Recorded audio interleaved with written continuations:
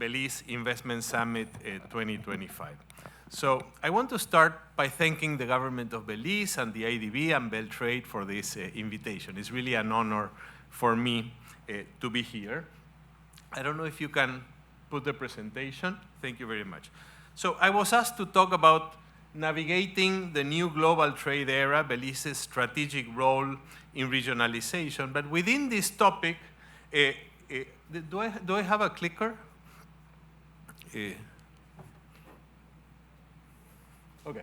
Within this topic, I'm going to be talking about different growth strategies and a policy implementation tool. So I will start the presentation by looking at what Belize exports today, what kind of complexity or sophistication does the export basket in Belize have, where does Belize export, and then on the basis of this, I will suggest different growth strategies for Belize in this emerging era of increased regionalization and increased protectionism. And I will discuss in specifically 4 different growth strategies. 2 of them have to do with how to take advantage of trade in specific markets, and I'm going to be focusing on Mexico and the United States. And I will also discuss opportunities to add value, to increase complexity and sophistication in 2 of the most important sectors in Belize. One, a traditional sector, agriculture, and the other one is an emerging sector, which is BPO services. And I will end up by proposing a policy tool that I think is very interesting, and it can be applied to different sectors, and it has been very effective in different Latin American countries, which are public-private fora at the sectoral level to identify obstacles to the development of a sector and rapidly implement the solutions. And these are the Peruvian-style mesas ejecutivas or executive roundtables. So let me start by looking at the Belize's trade. And when I look at the composition of Belize's trade, the first thing to notice is Belize is mainly a service economy. About 75% of its exports basket consists of exports of services.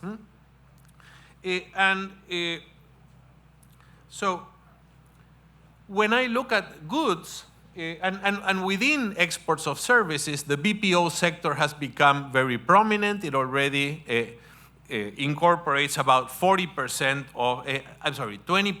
of the total export basket. So when I focus on exports of goods, the main sector so this is dominated by agriculture. And in this particular depiction, which is based on the Atlas of Economic Complexity at Harvard University, fisheries and aquaculture are within this yellow sector, which is agriculture. And together, agriculture and fisheries and aquaculture account for around 80% of Belizean exports of goods. Now, scholars at the Harvard Growth Lab, such as Ricardo Hausmann and other colleagues, have introduced the concept of economic complexity of products to try to capture the depth and breadth of productive capabilities that are necessary in order to produce a certain good. And what they find is that countries that have a more complex basket of goods and services tend to grow faster. So I wanted to look at what is the complexity of Belizean export basket. And what we can see is that so complexity here is depicted like blue is more complex, brown is less complex, and the more intense the blue is more complex, etc. And what we can see is that the largest area of complexity within Belize's export basket is business services, the BPO outsourcing services. When I look at, if we go to the next one, if I look at, one before. If I look at goods, well, agriculture is not particularly complex, as we can see here, but I think there's a lot of scope for adding value in agriculture. I have been working a few years ago on a book on how to add value to the agricultural sector, so I'm going to be talking about that as well. So let's go to the next one. So where does Belize export? Well, the number one market is the United States. About 20% of exports of goods go to the United States, but we can see that Europe is also very important with about 45% of exports. And so I'm going to, in what follows, based on this very quick description, I'm going to focus on 4 different growth strategies for Belize. So if we can go to the next one. So the first one has to do with exporting more to Mexico. I was talking to Mr. Quiroz a couple of days ago, and he was telling me that historically there was a lot of interaction between Belize and, in particular, the Yucatan Peninsula, when the Yucatan Peninsula, for infrastructure reasons, was a little cut off from the rest of Mexico. But today, Mexico seems to be like a forgotten partner, and I think there is huge opportunity to further develop trade ties with Mexico. So the second one has to do with opportunities linked to the US current protectionism. Obviously, it was bad news that Belize now needs to pay 10% tariff to get into the United States. But with these challenges, I think there's also great opportunities because the rest of the world is facing even higher tariffs to get into this market. And so I'm going to analyze how to look for opportunities in this market. The third one has to do with BPO services. How do we climb up the value chain? This has been a very fast developing sector. It's mainly focused to a great extent in call centers. How do I move up the value chain to more sophisticated services? And the fourth one has to do with agribusiness, identifying opportunities to add value in the exports and also opportunities linked to the replacing imports of the tourist sector by local production. So let me turn to the first one that has to do with Mexico. So one thing that really struck me when I look at the geographical composition of exports in Belize is the very small participation of Mexico. So Mexico, as you can see in the next one, is only responsible for 1.2% of exports of Belize. Mexico is one of the two like bordering countries, is the bigger bordering countries, and yet participation of Mexico in Belizean exports is so low. If you compare this with Guatemala, Belize exports, let's go to the next one, almost 4 times more to Guatemala than they export to Mexico. Think about the size of Guatemala and think about the size of Mexico. If I look at exports, at Belizean exports to Mexico as a percentage of Mexican GDP and compare that to Belizean exports to Guatemala as a percentage of Guatemalan GDP, it's like we are exporting 45 times more to Guatemala than to Mexico, comparatively speaking. Think about that, 45 times. So really, I think Mexico is a huge opportunity. So how do we find opportunities within Mexico? So this next chart, so first, what is Belize exporting to Mexico? Well, CEO Garcia was telling me that, for example, there are some shrimp aquaculture exports. And yesterday I was talking in the cocktail with a shrimp farmer, and he was saying exactly the same thing. But I haven't been able to find those in the data. What I see is that Belize exports live cattle, it exports soybean oil, and not much more beyond that. So I think there's huge opportunities. So how do we find those opportunities? Well, in this next chart, please move to the next one. So each one of these dots is a different product, And the blue dots are the products that Belize does not export to Mexico, and the red dots are the products that Belize does export to Mexico. So what do I have on the x-axis? I have the revealed comparative advantage of each sector. So if Belize has a comparative advantage of more than one, it means it exports this product more intensively than the rest of the world exports this particular product. So it is a measure of how deep the comparative advantage is. And what I have on the y-axis is how much Mexico imports of each one of these products. So if I focus on the quadrant, on the upper right quadrant, here I'm focusing on products that Mexico is buying significantly, more than $10 million. That's where arbitrarily I set that line, and where Belize has deep comparative advantage. Out of the 22 products that I have on this quadrant, Belize is only exporting 19 of them to Mexico. So let's go to so these are the 19 products that Belize is, I'm sorry, they're only exporting 3 of them to Mexico. These are the 19 products where Belize has deep comparative advantage and is not exporting to Mexico, even though Mexico is a significant importer of these products. So how do I continue looking once I have this list? If I were in the export promotion agency, I would take a good look at this list and try to engage with the Mexican authorities to try to see why isn't Mexico importing these products. And how do I look for opportunity? Well, in this next one, I'm going to focus on one of the products in this list, which is essential oils. Belize exports to different countries orange essential oils and grapefruit essential oils, but they don't export this to Mexico.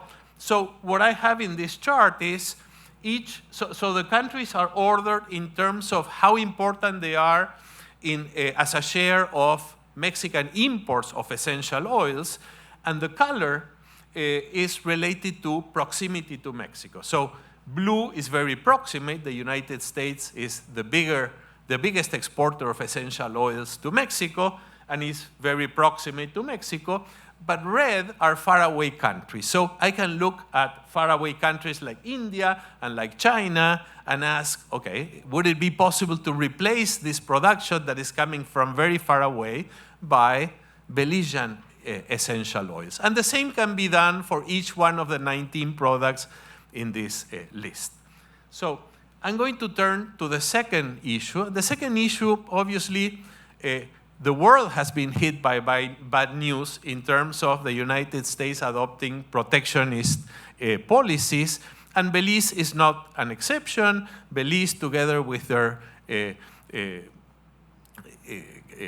Caribbean counterparts, has been hit by a 10% tariff to enter in their product, to export their products to the United States. This is obviously bad news, but what is the silver lining? The silver lining is that other countries have been hit with much higher tariffs. So if we see the next, okay, so again, the US is the most important market, as I said. Let's go to the next one.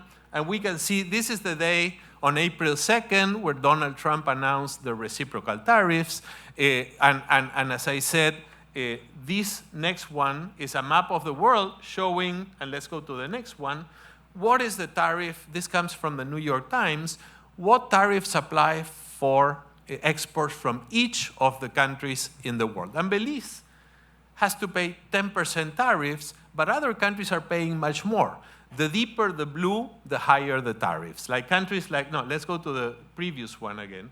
Countries like India, countries like Brazil are facing 50% tariffs. Most of Asia is facing tariffs between 15 and 30%. Even Mexico and Canada, for the exports that do not qualify for the regional content requirements of USMCA, are being hit with 25 and 35% tariffs. So bad news for Belize that they have to face 10% tariffs. Good news, these tariffs are much lower than what the rest of the world in general is facing. So how do I look for opportunities linked to this? So this next chart shows for the most important export goods of Belize, Belize is facing 10% tariffs. What kind of tariffs is the rest of the world facing on average? And so in blue, we can see those products that Belize is not exporting to the US, where you might have opportunities to grow on what's called the extensive margin, start exporting something you were not exporting before. In orange, we see things where Belize is currently exporting to the United States, but where there might be opportunities to increase market share. So let's look again, let's think again about essential oils. Okay, essential oils, Belize is exporting essential oils to the United States. And where else is the United States buying essential oils? The United States is buying essential oils from Brazil, is buying essential oils from India, is buying essential oils from China. These are countries that are facing very high tariffs. And that's why, on average, the world is paying 30% to access the US market in this important product. So if we look at essential oils from Brazil, they tend to be orange essential oils, the same essential oils that Belize is already exporting. So might there be an opportunity to conquer a bigger share of the US market, given that, like other competitors, are facing much higher tariffs? So let's focus on crustaceans. Again, go back. Crustaceans also, the world, so Belize has to pay 10% tariffs. The rest of the world has to pay almost 30% tariffs. Why is this? So Belize used to export crustaceans like shrimp, for example, to the United States. Then Belize was affected by a wave of a disease, early mortality syndrome, which wiped up the population of shrimp. And so this sector and this market were lost. But the good news, and I was talking about this with CEO Garcia and with Mr. Quiroz the other day, the good news is that the shrimp sector is coming back in Belize. And so they have been working together with the Taiwanese government, negotiating the reopening of the Taiwan market for Belizean shrimp. And this was actually achieved very recently. So very good news on that front. The question is, can Belize also hope to recover the US market? So who is selling shrimp in the US? It's mainly India, it's Ecuador, it's Vietnam, and it's Indonesia. Those are the four more important exporters. Well, India is facing 50% tariffs. Ecuador is facing 15% tariffs. Vietnam is facing 20% tariffs. Indonesia is facing 19% tariffs. So Belize clearly has an edge on all these countries. It's true that Mexico comes next, and Mexico can export tariff-free to the United States, but Mexico exports $200 million. India is exporting $2 billion.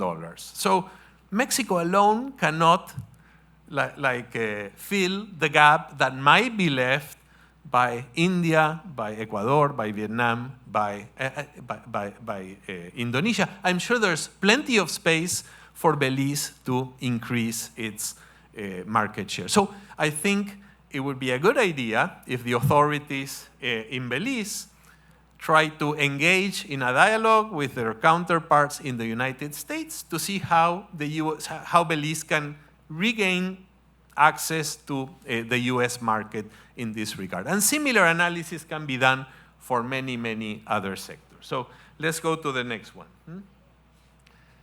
So the third one has to do with BPO services, which is a sector that has been growing very rapidly, not only in Belize, but in the world. So let me put this in context, okay?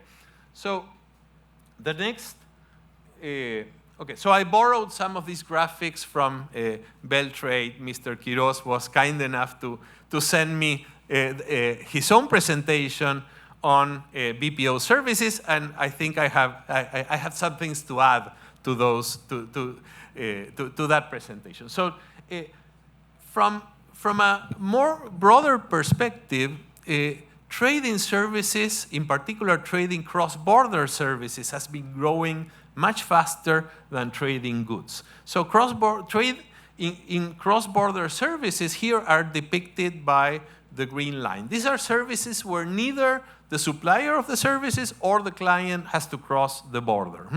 And like a particular segment within those services are what's called digitally deliverable services. And those have been growing even faster. That is the blue line. So much faster than trade in goods at the global level. And BPO services are within this category depicted here in blue.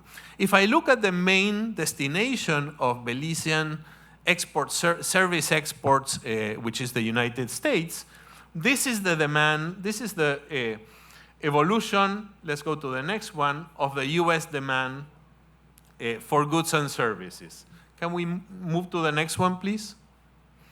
Okay, so we see the same story. It is digitally deliverable services that are growing so much faster than other services, so much faster than goods. And Belize has been able to take advantage of this. So if we look at Belizean exports, next slide, please, we can see that these digitally deliverable services have been growing really phenomenally, and in particular, after the pandemic. Mr. Quiroz was explaining to me that there were some regulatory changes to allow, for example, the tax incentives for the sector to also apply when services are provided from home. So that is very good, like a reaction from the authorities in order to help this sector. So as we saw, business services are 20% of the export basket of Belize, and they are the #1 area of complexity. Let's go to the next slide. So next slide, please. So what is the promise of the BPO service sector in Belize? What are the advantages that Belize shows in this sector? Well, first, there is rapid and sustained growth. There was only one call center in 2005, and now there's more than 20 such centers in 2025. Let's go to the next one. This sector already employs more than 16,000 employees. This is more than 10% of the workforce. And Belize exports almost as much of BPO services as it exports goods altogether. Next slide. So I think there is significant capacity for continued growth in this sector, but we are going to see that there are some challenges. But one of the opportunities that is most important is, next slide, to move on from call centers to more sophisticated, specialized technical support, AI, cloud services, cybersecurity, et cetera, et cetera. So what is the edge that Belize offers? Well, it has a educated population that are with native English proficiency, and this ensures seamless communication with US clients. Over 50% of the population is fluent both in English and Spanish, and this is another big advantage. In some reports that I was given, it's clear that Belize is competitive from the point of view of the cost of labor, and also the retention rates are lower than in alternative suppliers, which means less money needs to be spent on training, etc. It has an advanced telecom infrastructure. It has investment incentives, a business-friendly environment, and target workforce development programs through BELTRAIDE. But I want to focus on this last issue, which is the one of time zone alignment. So I wrote the first paper ever on the impact of time zones on economic activity. This was a paper that was published in the Journal of International Economics in 2007, together with Christian Daude. It was called Time Zones and the Location of FDI. And what we showed is that whenever you need real-time interaction between headquarters and a foreign affiliate, then time differences imposed very significant transaction costs on the cost of doing business. So as time differences increased, FDI decreased very, very significantly. In the case of BPO services, I think this relationship is a little more nuanced, because I think that there are many services where you need this real-time interaction, and in those, I think Belize has a great advantage.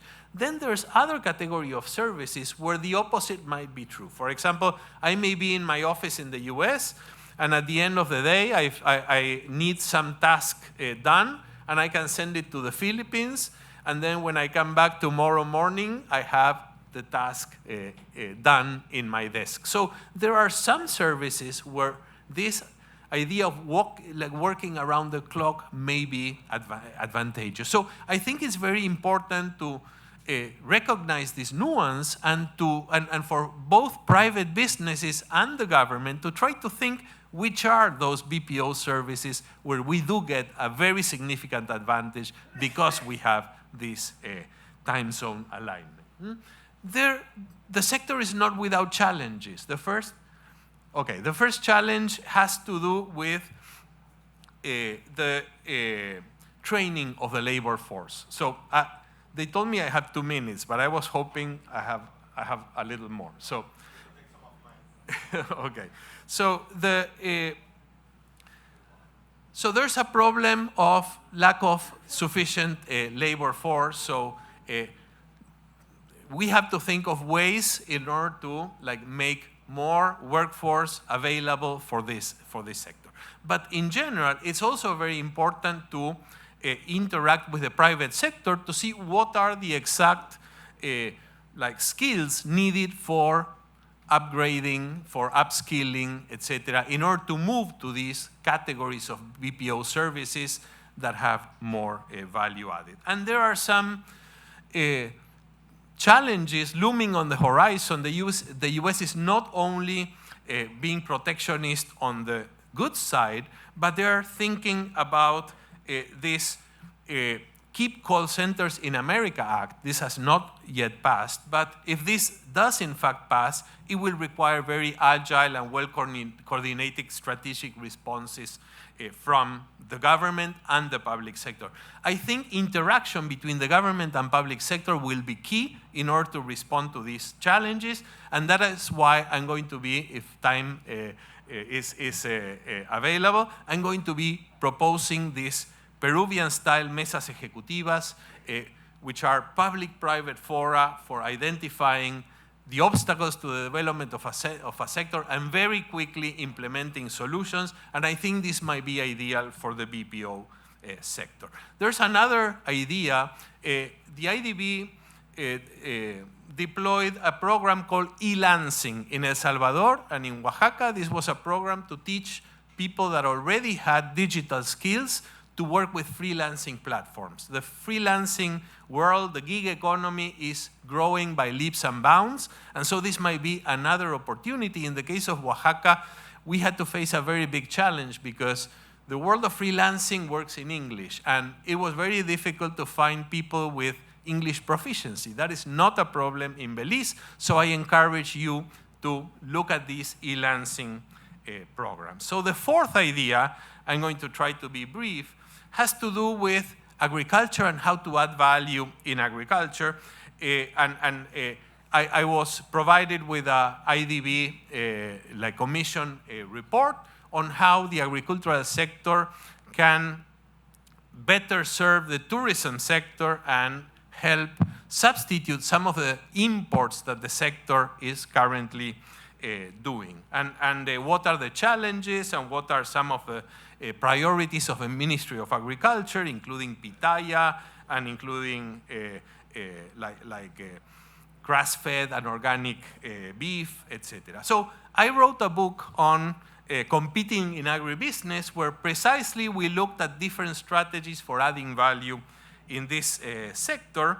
There has been huge transformation in this sector. Although this sector is of low complexity, looking at Hausman and his colleagues' data, agriculture is no longer just this. There's been huge advances and technology incorporation, not just within the farm, but upstream in terms of genetics and development of new varieties, and downstream in terms of using like machinery with AI in order to sort the fruit, in order to send each country the products according to their precise specifications, etc. And this is a sector where the demand is increasing very quickly as in developing countries, population becomes wealthier and they diversify their diets. And in the northern hemisphere, people want to consume these products year-round, not just when there is local production.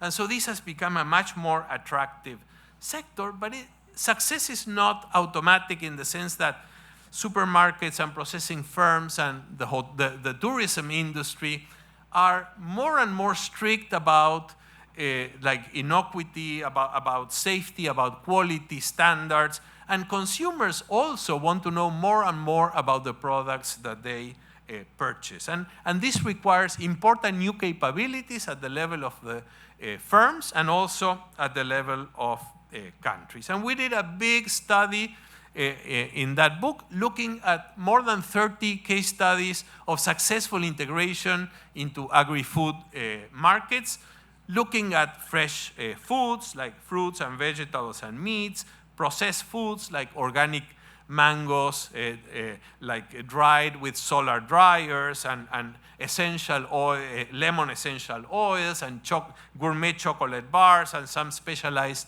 inputs and services. And what we find is that there are 6 different strategies for adding value and 3 models of organization of production. So in terms of the strategies for adding value, first you have to comply with the requirements of external markets, safety requirements, quality requirements imposed by governments, imposed by private buyers. Another strategy, and this is in fresh products, is obtaining certifications of things that you cannot easily observe. I look at an apple, I don't know if it was made in a sustainable way. So organic certifications, fair trade certifications are very important to be able to access those niches of consumers that value these attributes. The third one has to do with developing products with better characteristics, like mandarins that are easy to peel, or sweeter blueberries, or products that have longer shelf life.